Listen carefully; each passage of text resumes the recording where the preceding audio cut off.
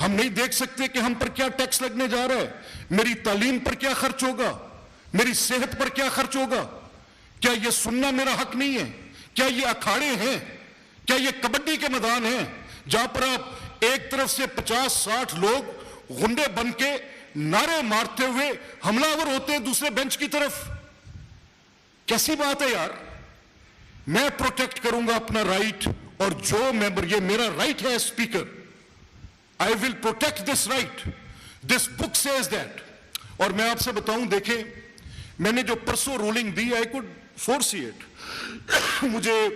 I could feel that کہ یہ ایک تماشا برپا ہے, اور اس تماشے میں کچھ ایسے عناصر یہاں پہ شامل ہیں جو ہر صورت اس نظام کو لپیٹنا چاہتے ہیں. وہ جمہوریت کی خدمت نہیں کرنا چاہتے, وہ چاہتے ہیں کہ یہ نظام لپٹ جائے, وہ چاہتے ہیں کہ اس حد تک غنڈہ گردی ہو کہ اس ہلوگنزم کے نیچے یہ ڈیموکریسی دب جائے.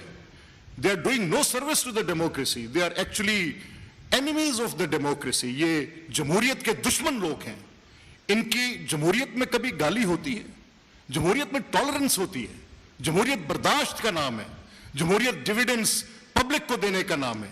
جمہوریت صرف اس چیز کا نام نہیں ہے کہ آپ کے پاس ایک احتجاج کا حق ہے.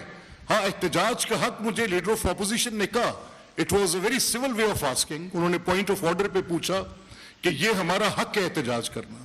تو میں نے ان کے سامنے آئین پاکستان کا پریامبل, ریزنیبل لا کی جو اس کے اوپر قدغن ہے, وہ ان کو بتائی.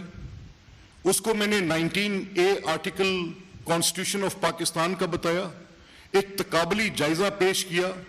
8 صفحات کی ایک رولنگ میں آسان ترین زبان میں ایک ایک لفظ کی وضاحت کر کے جو ایک نقطہ لکھا اس کے ساتھ سپریم کورٹ اور ہائی کورٹ کی 2 ججمنٹ ساتھ لکھ کر دیں.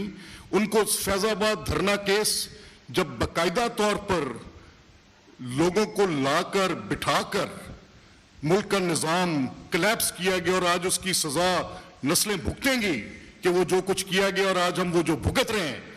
تو میں نے تو اس وقت ان کو ان سب کیسز کے حوالے دے کر کہا کہ احتجاج کرنے کی آپ کا پولیٹیکل رائٹ ہے. اب کہ political right other than dignity of man, جتنے بھی فنڈامنٹل رائٹس ہیں ان کو کانسٹیٹیوشن نے ایکسپلین کیا ہے.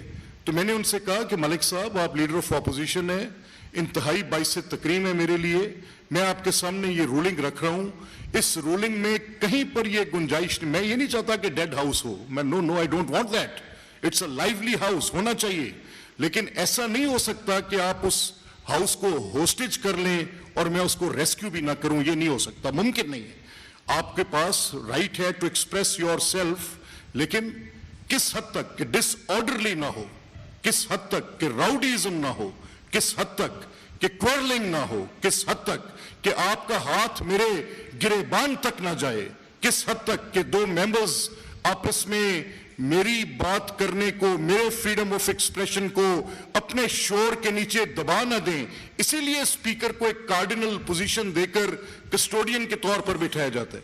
تو یہ تو تصور آپ کر لیں کہ میں آپ کے رائٹس کا کسٹوڈین ہوں, تو I have a same responsibility for the chief minister or leader of opposition or leader of the house. For everyone I have to be the custodian. کیسے ہو سکتا ہے؟ کل وزیر اعلیٰ نے تو اپنی تقریر میں کہہ دیا کہ میں بہت مجھے جن کے حق کی قدر ہے. No chief minister, this is nobody's right. This is nobody's right. یہ میں آپ سے کہہ رہا ہوں کہ کسی کو گالی دینا کسی کا حق نہیں ہے. اگر وہ لوگ وہاں پر کھڑے ہو کر اس ہاؤس کے پورے پروسیس کو اچھال کر پھینک دیں گے, یہ کسی کا حق نہیں ہے. دس از نو بڈیز رائٹ. یہ کیسے ہو سکتا ہے؟ اس ہاؤس کو اس آئین کے مطابق چلنا ہے, اور میں اپنا یہ مقدمہ آج سے I am getting on record for this. میں نے بڑی یونیلیٹرل کنسیشنز دیں, میں نے یہ تقریباً 14-15, میں کوئی ٹائرنٹ آدمی نہیں ہوں, میں I am not somebody who can just impose his will.